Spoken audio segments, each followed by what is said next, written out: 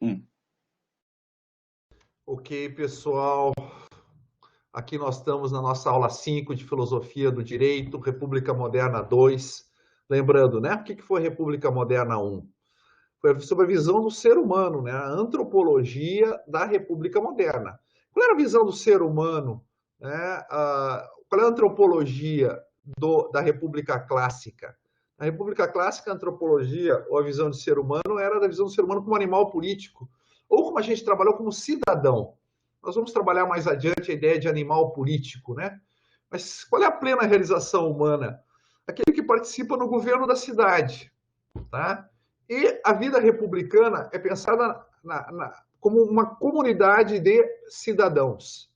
Mas na modernidade a gente tem outra visão, né? Nós somos pessoa, essa é a nossa principal identidade.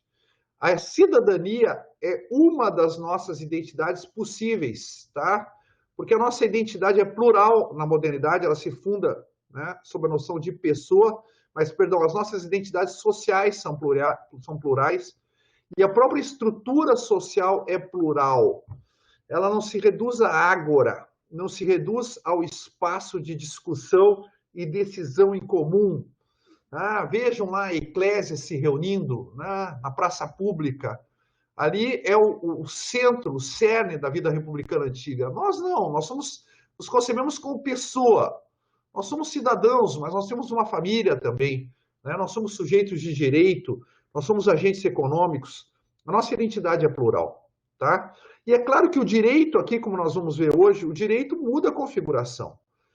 Toda a vida republicana é uma tentativa de você se associar com os outros seres humanos na base de um ideal de uma comunidade de livres e iguais. Na República Clássica, a comunidade de livres e iguais era a comunidade dos cidadãos. Na República Moderna, a comunidade dos livres e iguais é a comunidade das pessoas. Tá bem? Então, como a gente viu a antropologia moderna, a gente pode dizer que a gente vai ver agora a sociologia moderna. Em que tipo de sociedade, tá, o direito se coloca? Tá? Lembrando que o direito não existe num vácuo. Por isso que a gente colocou assim, uma teoria republicana do direito. Tá? Assim como o Dworkin fala, uma teoria liberal do direito. Ou seja, você tem que ter uma visão de sociedade na qual o direito se insere. Tá? O direito surge no Ocidente dentro de uma visão republicana clássica, dentro da polis, dentro das civitas. Hoje o direito é experimentado, ele se realiza na sociedade pluralista moderna. E a sociedade pluralista, pessoal, ali como vocês estão vendo na página 1, ela tem 3 ideais que a fundam. Quais são os ideais? Os ideais da liberdade, igualdade e fraternidade. Tá? Esses são os ideais da sociedade pluralista moderna. E querer esses ideais é viver republicanamente. Tá? Por isso que a gente vai falar na República Moderna. Tá? E aqui eu peguei o artigo 6º da Constituição Francesa de 1848, em que diz assim: a República Francesa tem por princípio a liberdade, a igualdade e a fraternidade. Não é só a República Francesa, né? Todas as repúblicas modernas têm por princípio a liberdade, a igualdade e a fraternidade. E aqui tem um livro do Honneth, que vai ser muito citado nessa aula, A Ideia de Socialismo, onde ele diz assim, Axel Honneth, né, um filósofo alemão, tá, discípulo de Habermas, mas agora, né, com luz própria, digamos assim, é um filósofo bastante difundido, procurem aí na internet, vocês vão ver centenas de milhares, né, de entradas. A liberdade, igualdade e fraternidade são os fundamentos normativos de legitimação da ordem social moderna. Nenhuma ordem social moderna se legitima a não ser por referência a esses princípios, da liberdade, da igualdade e da fraternidade. Viver na República Moderna é viver sob esse ideal dessa tríade que nós vamos chamar da tríade republicana. Então, vamos fazer uma breve comparação aí entre a República Clássica e a República Moderna, sintetizando o que a gente já viu até agora. Então, a República Clássica, que vai ali do século V a C, 5 a.C., ao século II a.C., tá? Quando, digamos assim, podemos colocar até o século I a.C., né? Vocês podem ajustar ali. né, até 27 AC, né? Embora o próprio, né, o Sila, né, já na virada do século II, século I AC, ali no, né, ele já, para Cícero, né, o governo de Sila já representava o fim da República. Mas são 400 anos, 450 anos aí que nós temos a República Clássica.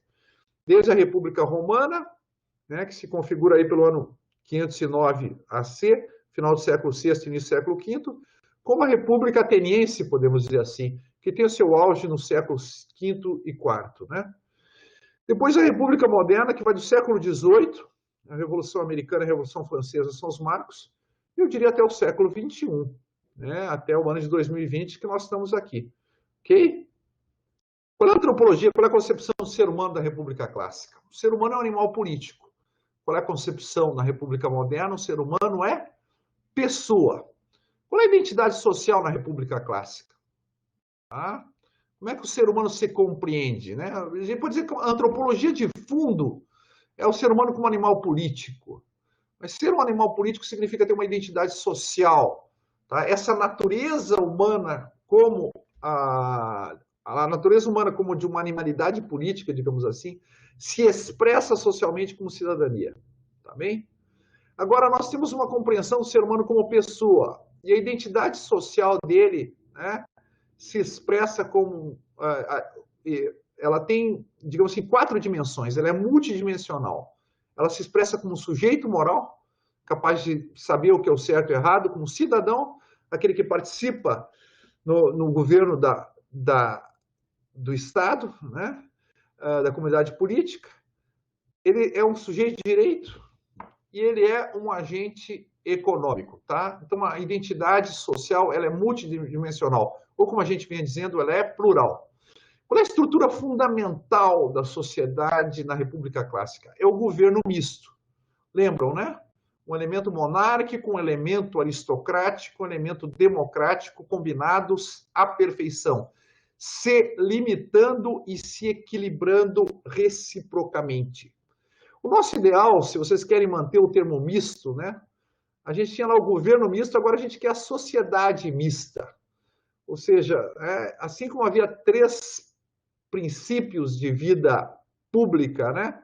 Um princípio monárquico, né? Que é o princípio da potestas, um princípio aristocrático da auctoritas e um princípio democrático da libertas, esses 3 princípios, né, se limitando e se equilibrando, agora nós temos uma sociedade mista, que a gente vai ver que tem 4 esferas que estão se complementando, se equilibrando e se limitando mutuamente. Tá? Essas 4 esferas vai ser a nossa aulinha de hoje. Nós temos uma sociedade mista, então. Tá? Não é uma sociedade homogênea, não é uma sociedade unidimensional. O direito na República Clássica era, tirei uma expressão do Cícero, era o consensus iuris, né? O consenso jurídico. Em Aristóteles, na Grécia, vai ser chamado de justo político. Tá bem? Claro que o consenso jurídico justo político é algo que se dá entre os cidadãos. Na República Moderna, nós temos o Estado de Direito, o rule of law, que se estende sobre todas as pessoas em um território. Lembrando, né, em Roma, o ius civile, bem como o direito ateniense, eram restritos aos cidadãos. Era um direito de um estamento, era um direito de privilégio. Né? Agora, o direito não é privilégio de ninguém, nem dos cidadãos. Lembram, né? O artigo 5º, o que diz, né? A liberdade, a igualdade, a vida e a segurança são assegurados, são garantidos, né, a todos os brasileiros e aos estrangeiros enquanto estão no território brasileiro. Né? Ou seja, são garantidos a todas as pessoas. Direitos e deveres na República Clássica, se a gente pode usar esse vocábulo. Né? Nós temos direitos e deveres políticos na República Clássica, tá? Estão ligados ao status civitatis, à cidadania. Na República Moderna, nós temos direitos e deveres humanos que transcendem a esfera política. Nós temos direitos e deveres na esfera ética, direitos e deveres na esfera jurídica, por exemplo, direito ao devido processo, tá? E direitos e deveres na esfera econômica. Qual é a virtude que dá cola, né, que vincula as pessoas? Qual é a disposição subjetiva que vincula os cidadãos entre si. A amizade cívica, ou o que Aristóteles chamava de homonoia, o mesmo pensamento. Tá? E o Cícero vai falar, né, em latim, vai ficar sendo a concórdia. Essa é a virtude que liga as pessoas entre si. As pessoas não, só os cidadãos entre si. A nossa virtude, o que é a virtude que liga, né, todas as pessoas no interior da sociedade pluralista moderna, inclusive estrangeiros que residem entre nós? A virtude da fraternidade, tá bem? Então vamos, como a igualdade e a liberdade são mais conhecidas, e agora a gente vai mudar de página, como a liberdade e a igualdade são mais conhecidas, eu vou trabalhar mais a questão aqui da fraternidade, tá bem, pessoal? Vocês vão me permitir isso? Nós trabalhamos, né, a liberdade e a igualdade bem lá na nossa aula de antropologia. Aqui eu vou trabalhar um pouquinho mais a questão da fraternidade, porque a fraternidade é a disposição subjetiva que permite que nós possamos viver numa república, tá? Ou disposição subjetiva, né, ou disposição habitual, ou virtude. Tá bem? A fraternidade é a disposição de assumir como dever os direitos, e principalmente os direitos de liberdade e igualdade, da outra pessoa. Tá? Então, a fraternidade é um dever. Qual é o conteúdo desse dever? O conteúdo do meu dever são os direitos do outro. É óbvio, né? Vocês entenderam, né? E aqui nós vamos trabalhar isso aqui. Se não há esse dever, nenhum direito jamais será efetivo. Se fala muito, né? A efetivação dos direitos fundamentais. Olha, velho, a efetivação dos direitos fundamentais, como diz a Constituição brasileira no seu preâmbulo, só é possível numa sociedade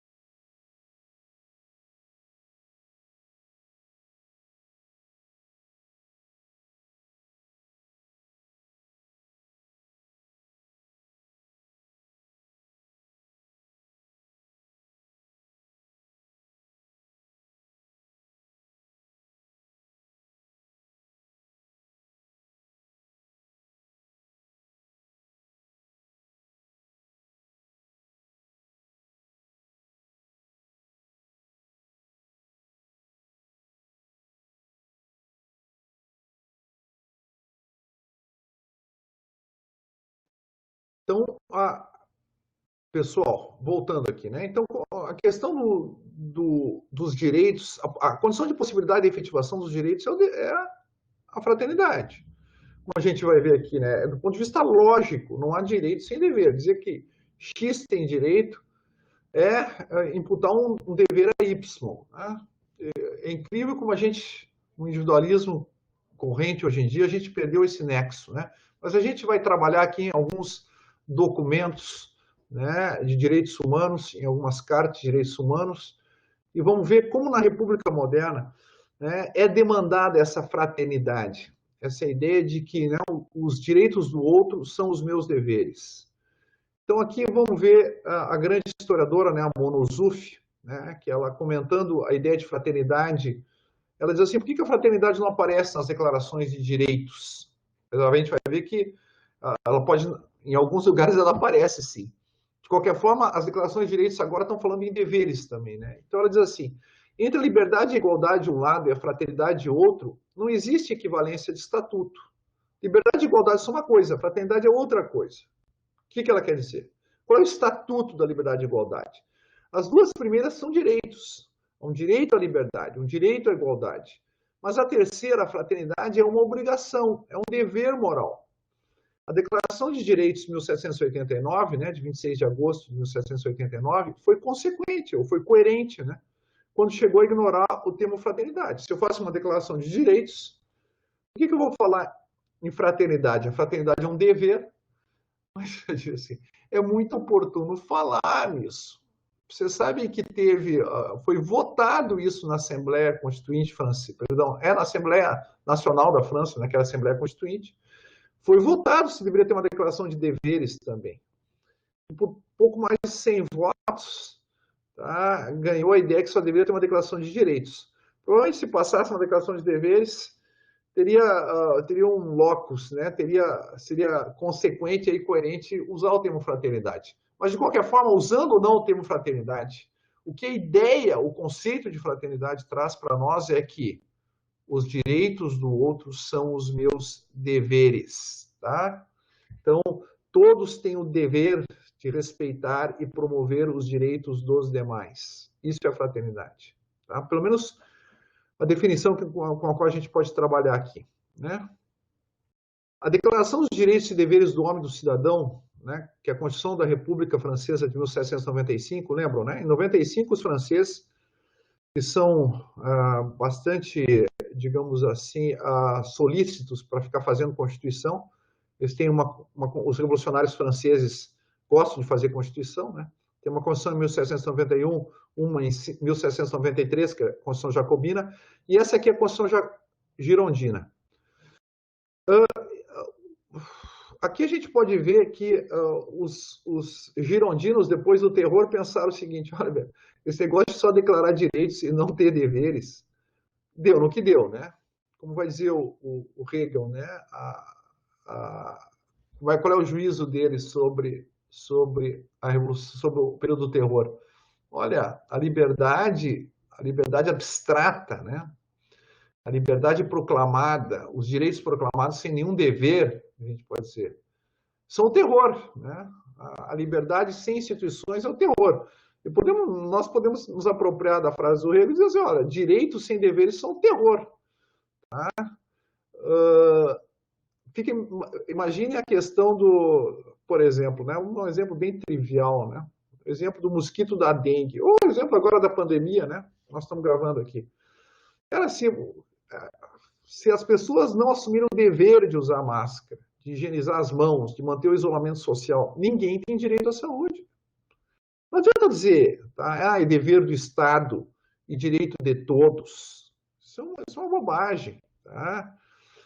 A saúde é um dever do Estado, um dever de todos e um direito de todos. E só é direito de todos porque é um dever de todos. Você acha que o Estado vai colocar um policial entre as pessoas para medir se elas estão com 2 metros de distância? É possível o Estado efetivar isso aí. Obviamente que o papel dele vai ser subsidiário. Ele tem um papel. Mas o protagonista não é o Estado. A gente tem que... né? A visão fraterna tira essa mentalidade paternalista, né? De que o protagonista é o Estado. O protagonista são nós. E, aliás, o Estado mesmo depende do contribuinte. Tudo que o Estado faz depende de pessoas que trabalham e que assumam como dever produzir e pagar impostos. Senão não existe Estado. Tá? Então, tudo acaba se reduzindo aos deveres que os seres humanos têm uns em relação aos outros. Essa é a ideia de fraternidade. Então, eles tinham lá na declaração, eles fizeram uma declaração de direitos e deveres. Então, tem uma seção de direitos e uma seção de deveres. E diz assim: todos os deveres do ser humano e do cidadão derivam dos 2 princípios seguintes, gravados pela natureza em seus corações. Não façais a outrem o que não quiserdes que se faça a vós. Isso é chamada regra de ouro, né? Só que aqui numa formulação negativa. Não faça ao outro o que você não gostaria que fizesse a ti. Fazei constantemente aos outros o bem que desejais receber. Faça o bem que você gostaria de receber. Faça ao outro o que gostaria que fizessem a você. Tá? Que os outros fizessem a você. Então, a formulação negativa e a formulação positiva da regra de ouro. Isso está na seção deveres. Todos os deveres se fundamentam nesses 2 princípios. A gente pode dizer assim, todos os deveres do ser humano e do cidadão. A ideia de pessoa, né? Vai além da ideia do cidadão. Tá? Todos os nossos deveres em relação às outras pessoas derivam da regra de ouro, que é uma das formulações da fraternidade. A gente viu uma das fórmulas da fraternidade, né? Faze ao outro o que gostaria que fizessem gostaria que fizessem a ti, né? E aqui nós temos, então, a Declaração Americana dos Direitos e Deveres do Homem. Mas com isso eu quero dizer que na Declaração Francesa eles estabelecem a fraternidade como fundamento de efetivação de qualquer direito na vida em sociedade. Tá bem? Vamos ver a Declaração Americana dos Direitos e Deveres do Homem, a primeira declaração universal dos direitos humanos. Tá? Ela, claro, seria dos direitos humanos, né? Ainda tem um pouco esse ranço, né, dos anos 40. Tá? A gente pode falar hoje da Declaração Americana dos Direitos e Deveres Humanos, que é de maio de 48. A mais famosa, né, que é a Declaração Universal dos Direitos Humanos, é de dezembro de 48, que, aliás, com muitos artigos copiados da Declaração Americana. Essa Declaração Americana foi feita na mesma Assembleia que, em abril de 48, fundou a OEA. E essa declaração ainda faz parte dos documentos fundadores da OEA. E, portanto, o Brasil é signatário, né? Como faz parte, eu poderia dizer assim, o Brasil se comprometeu com essa declaração aqui. Será que a gente pode dizer, vocês que são estudiosos de direito constitucional, né, se faz parte do nosso bloco de constitucionalidade? Bom, isso eu vou deixar para vocês. De qualquer forma, né, o Brasil se comprometeu com essa declaração. E essa declaração, o preâmbulo diz assim: o cumprimento do dever de cada um é exigência do direito de todos. É claro, né, velho? É óbvio, né? Tá? Que as pessoas só têm direito à vida se os outros não agredirem, não prejudicarem, não atentarem contra a vida. Direitos e deveres integram-se correlativamente em toda atividade social e política do ser humano. Vejam ali que eu grafei, né? Integram-se correlativamente. Não dá para pensar um sem o outro. Ter um dever significa que o outro tem um direito. Ter um direito significa que o outro tem um dever. Seus direitos exaltam a liberdade individual. Né? Os direitos protegem um espaço de liberdade do indivíduo. Os deveres exprimem a dignidade dessa liberdade. Na minha liberdade, isso é fraternidade, né? Na minha liberdade, eu assumo como conteúdo o meu dever, o teu direito. Tá? Isso é a dignidade da minha liberdade. Essa é a grandeza da minha liberdade. Tá? Se eu só fico clamando por direitos, eu sou um indivíduo autocentrado. Agora, quando eu uso os meus direitos, tá, como plataforma, digamos assim, como base para realizar os meus deveres, bom, aí eu tenho uma vida realmente digna, aí eu tenho uma vida plenamente humana, que é uma vida fraterna. Os deveres de ordem jurídica, tá? Os deveres estabelecidos juridicamente, dependem da existência anterior de outros de ordem moral, que apoiam os primeiros conceitualmente e os fundamentam. Maravilhoso, né? O preâmbulo dessa declaração aqui não tem preâmbulo igual. É um preâmbulo totalmente filosófico, né? Os deveres de ordem jurídica, ou seja, os deveres jurídicos, se apoiam sobre deveres morais. Quais são esses deveres morais? São deveres de fraternidade, que apoiam os primeiros conceitualmente e os fundamentam. Se eu quero fazer a fundamentação dos direitos humanos, a fundamentação dos direitos humanos, a gente pode dizer assim, está no fundo, tá? A fundamentação dos direitos humanos está na ideia da dignidade da pessoa humana, né? Na ideia de que todo ser humano, claro, é titular de direitos, mas todo ser humano é titular de direitos e deveres.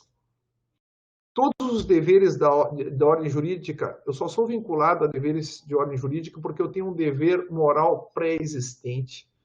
E qual é o dever moral pré-existente? Bom, são aqueles deveres que se expressam nas várias formas da regra de ouro. Perdão, nas várias formas da fraternidade que a gente colocou lá na aula de antropologia. Faça aos outros o que gostaria que os outros fizessem a você. A regra de ouro, ama teu próximo como a ti mesmo. Tá? Que é um imperativo que diz respeito à relação com o outro. Age de tal maneira, tá? Age como se você fosse um legislador para um reino dos fins, né? Que é a ideia de ter uma sociedade fraterna. Okay? Então, todos esses deveres jurídicos, os nossos deveres no direito, o fundamento deles é um dever de ordem moral, que é a fraternidade. Tá? A Declaração Universal dos Direitos Humanos. No artigo 29 diz: todo ser humano tem deveres para com a comunidade na qual o livre e pleno desenvolvimento da sua personalidade é possível. Claro, né? Só posso viver os direitos no interior de uma comunidade. Ora, os meus direitos só são efetivos nessa comunidade se os outros membros da comunidade cumprem seus deveres. Tenho direito ao meio ambiente limpo? Sim, tenho direito. O que significa isso? Que os outros têm os deveres, e eu também, de manter o ambiente limpo. Se ninguém tem o dever de manter as ruas limpas, como é que eu vou fruir o meu direito de ter as ruas limpas? Então, só posso viver os direitos no interior dessa comunidade. Essa comunidade só existe como tal se cada um realizar os seus deveres. Isso está na Declaração Universal dos Direitos Humanos, está no finalzinho, no artigo 29. A Carta Africana dos Direitos Humanos e dos Povos, de 1981, no preâmbulo ela diz: considerando que o gozo dos direitos e liberdades implica o cumprimento dos deveres de cada um. Aqui a Carta Africana, menos individualista que os documentos ocidentais, ela deixa bem claro a questão dos deveres. Implica, é uma implicação lógica. Tá? Não há direitos sem deveres. Constituição de 1988. Instituir um Estado democrático destinado a assegurar a liberdade e a igualdade como valores supremos de uma sociedade fraterna, pluralista e sem preconceitos. É claro, eu suprimi aqui alguns trechos, né, para acentuar os tópicos que mais interessam ao nosso argumento. Quais são? Liberdade, igualdade e uma sociedade fraterna. Então, liberdade, igualdade e fraternidade estão no preâmbulo da nossa Constituição. A Constituição de 1988, ela planeja, ela projeta uma república moderna para a sociedade brasileira, ou seja, uma sociedade que deve viver segundo os princípios da liberdade, igualdade, que são os direitos, e da fraternidade, que é um dever. E com isso nós passamos para a próxima página, que é a página 3, tá?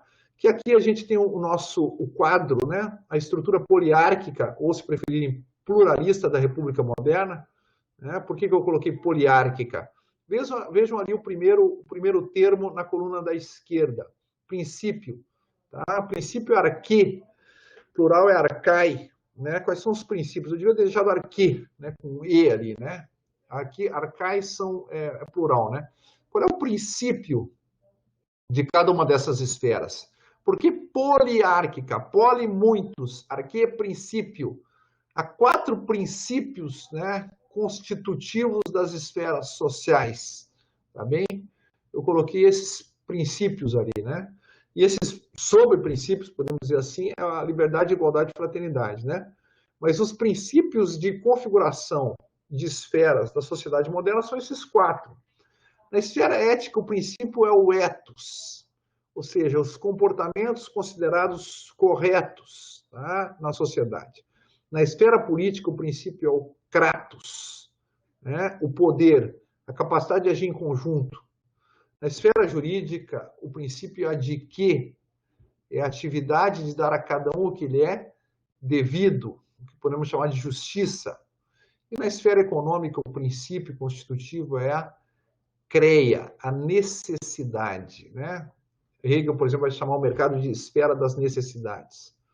Cada um desses princípios está fundado num traço, numa dimensão da natureza humana. O ethos está fundado na racionalidade. Tá? O princípio do ethos é um princípio de dever ser. Só seres racionais têm deveres. Animais têm direitos, mas animais não têm deveres. Tá? Os deveres se baseiam na razão. Aliás, só um dever plenamente humano se ele for racional.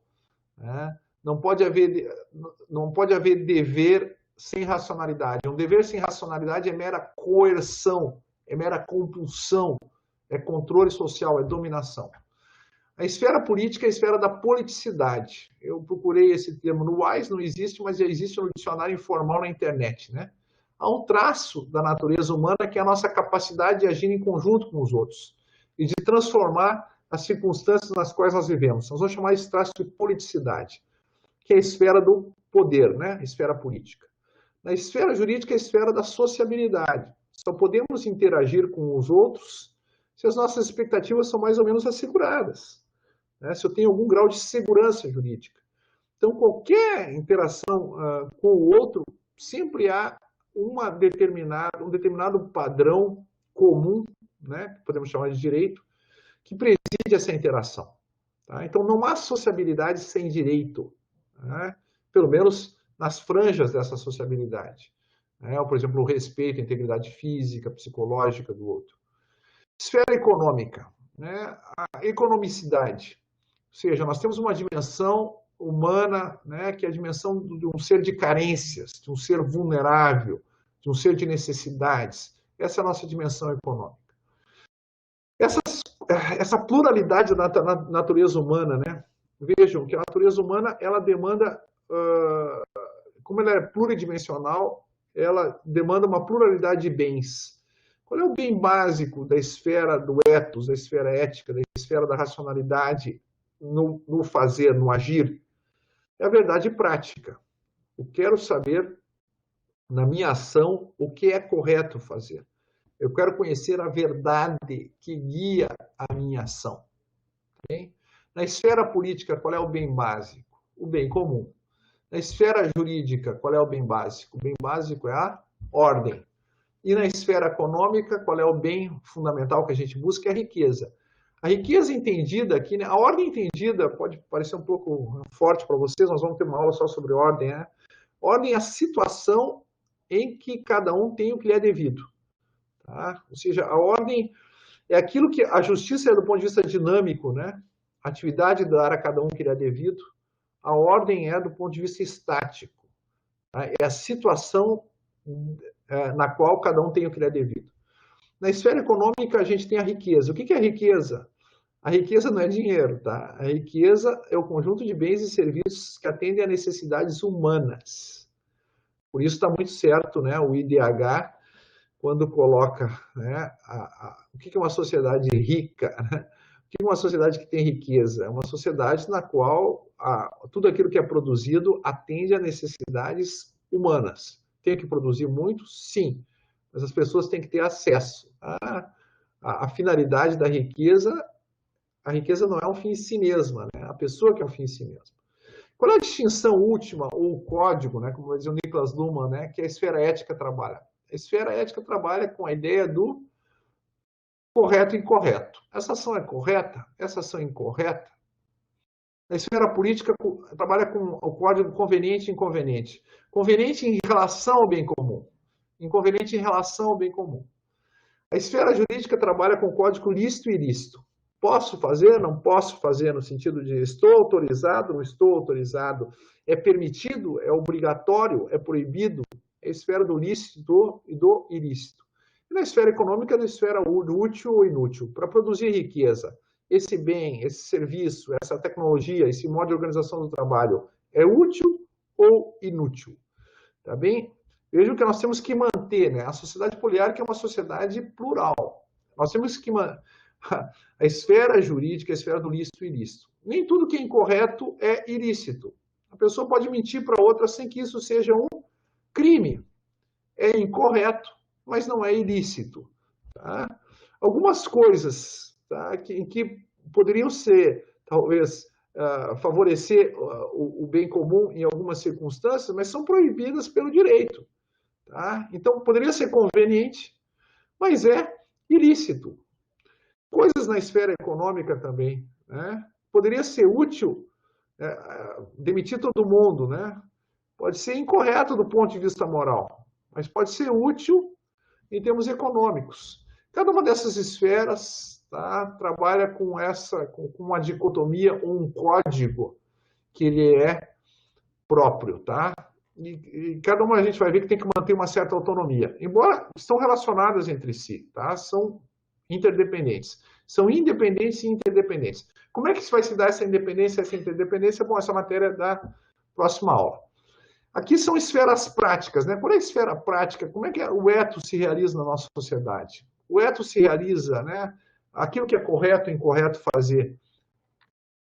A ação correta e incorreta depende de uma igreja oficial? Não. Tá? O correto e incorreto é matéria da sociedade civil. Na esfera política, né, o que se quer numa república moderna? Tá? Que haja uma democracia, né? Que não haja despotismo, que não haja oligarquia. Tá? A esfera do bem comum é a esfera de todos os cidadãos, da participação dos cidadãos, é uma democracia. Na esfera jurídica, aqui a gente tem o Estado de Direito e na esfera econômica, o mercado. Cada um Tá? Fiquem tranquilos que cada uma dessas esferas práticas a gente vai trabalhar elas mais adiante, tá? Nas aulas seguintes. Qual é a dimensão subjetiva aqui? Tá? Como é que qual é a identidade que você assume na esfera ética? Como sujeito moral, capaz de decidir por si mesmo, a partir da sua consciência, o certo e o errado. Na esfera ética, né, o correto e o incorreto. Perdão, na esfera política, o cidadão. Na esfera jurídica, o sujeito de direito, tá? Ou a pessoa em sentido jurídico. Na esfera econômica, agente econômico. São as 4 identidades sociais que nós, como pessoas, assumimos na sociedade pluralista moderna. A dimensão objetiva e instituições. Em cada uma dessas esferas, claro, essa estrutura institucionalmente. Tá? Essa identidade, sujeito moral, se apoia na família, na escola, nas associações. Né? A identidade de cidadão no voto, no parlamento, no governo. O sujeito de direito depende da lei, do juízo, do processo. Na esfera econômica, nós dependemos, curiosamente, né, de algumas instituições jurídicas, que é a propriedade de contrato, e outra, os serviços públicos. Né? Não há um mercado civil, não há um mercado republicano sem serviços públicos. Quando não seja, por exemplo, a fiscalização. Tá? A fiscalização é crucial para a existência do mercado. E quem é que vai fazer essa fiscalização? O Estado. Mas a gente vê que há outros serviços públicos também que são essenciais para atenderem às necessidades das pessoas. Por fim, aqui nós entramos na liberdade, igualdade e fraternidade. Né? A República Francesa tem por princípio. A gente diria hoje tem por princípios, né? Cada um desses princípios aqui, tá? Que não é a mesma coisa que o princípio lá em cima, lá é um princípio constitutivo, né? Aqui são os princípios regulativos, podemos dizer assim, dessa esfera. A liberdade na esfera ética ela é vivida como autonomia, como capacidade de você decidir a partir de ti mesmo o correto e o incorreto. A igualdade é isegoria, porque na sociedade civil não basta, né, a gente vai trabalhar isso aí, né, tanta liberdade, igualdade e fraternidade tem a ver não só com uma discussão em torno da verdade prática, tem a ver com a execução dessa verdade prática. Ou seja, eu posso divulgar que posso me reunir com as outras pessoas e dizer que a verdade, né, sobre o lixo orgânico é que ele deveria ser coletado 2 vezes por dia, tá bem? Para a sociedade ficar limpa. E sustentar o contrário é falso, tá bem? Bom, em torno dessa verdade prática, eu ter que, às vezes, me articular com os outros e exigir ou do governo ou montar uma coleta de lixo autônoma, não sei como fazem no Rio de Janeiro, em alguns lugares, tá bem? Ou seja, a sociedade civil, é importante salvar as baleias. Né? O mundo é melhor com as baleias. Então, isso é a minha verdade prática. Tá? Eu defini isso a partir de mim mesmo, não foi o governo, não foi uma igreja oficial, não foi uma seita que tem poderes coercitivos que me determinou isso. Eu determinei a partir de mim mesmo. Mas eu tenho que ser capaz de me juntar com os outros. Aí entra a questão da isegoria também. Né? De ter acesso à ágora, a uma esfera isenta da intervenção do governo, para, juntamente com os outros, poder efetivar a verdade prática que nós descobrimos, ou que nós sustentamos em comum. Por exemplo, baleias devem ser salvas. A fraternidade é que a fraternidade ela é vivida como consenso. É o acordo em torno de uma verdade prática. Na esfera política, a liberdade é autogoverno. Né? A igualdade é isocracia, a igualdade no poder. E a fraternidade aqui ela é vivida como concórdia. Tá bem? Ou seja, né, como um acordo em torno dos princípios, né, dos valores básicos ou das regras básicas acerca da vida em comum. Na esfera jurídica, a liberdade é autocompetência. Eu tenho uma esfera só minha em que eu posso determinar, o que eu fizer dentro dessa esfera é lícito. Não posso sair dela. Né? Fora dessa minha esfera, eu não sou competente. Eu vou atuar ilicitamente. A igualdade é que é igualdade com isonomia. Né? Traduzido muitas vezes como igualdade perante a lei, pode ser traduzido assim, e do modo mais amplo, igualdade perante o direito. E, por fim, a fraternidade é que é coordenação. O que é ser fraterno no mundo do direito? Ser fraterno no mundo do direito é respeitar os pactos, é respeitar a lei, é respeitar e efetivar o direito à ordem que o outro tem na sua vida. Tá? Pense em uma coisa bastante trivial, por exemplo. Se eu tenho um prazo para pagar um tributo e o governo desrespeita esse prazo, ele me cobra antes, ele claramente ele está impedindo que eu possa me articular com os demais. Olha, me paga tal dia porque eu vou ter que pagar o imposto, mas o governo mudou a data do imposto. Toda a nossa coordenação, todos os nossos pactos, né, a ideia é que é uma ordem comum, vai para o brejo. Mas nós vamos trabalhar isso mais adiante, tá? Isso aqui é só um trailer. A liberdade na esfera econômica é autointeresse. Ou seja, eu tenho interesse em alguns bens que satisfaçam as minhas necessidades.